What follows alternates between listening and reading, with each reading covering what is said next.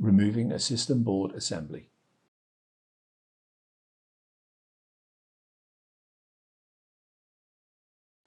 Attention!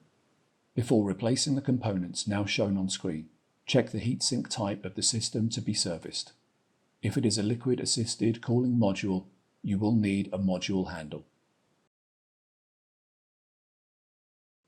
Remove the top cover. Disconnect all the cables from the system board.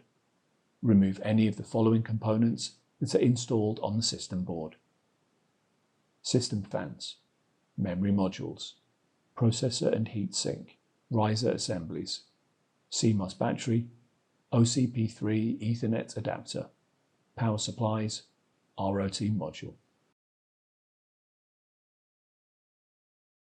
Remove the system board assembly from the chassis.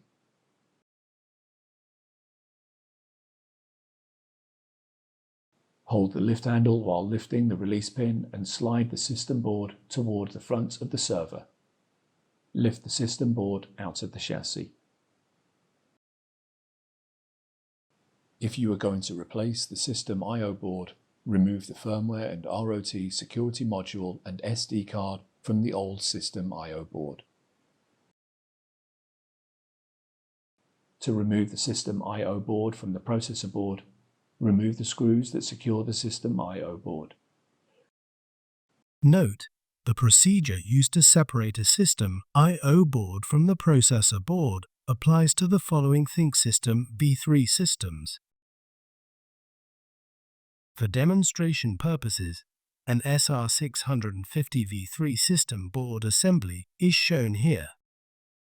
To separate the system I/O board from the processor board, hook your left index finger around the plunger and lift it. Place both thumbs under the edge of the system I/O board and lift it approximately 3 to 6 degrees up from the supporting sheet metal. Use your thumbs to push against the sheet metal and use your left index finger to pull the system I/O board slightly away from the processor board. While pulling, use your right hand to stabilize the system I/O board and prevent it from rotating. Ensure the gold finger of the system I/O board is less than 10 mm away from the slot on the processor board, and then lift the system I/O board up. If you are going to replace the system I/O board, remove the firmware and ROT security module and micro SD card from the system I/O board.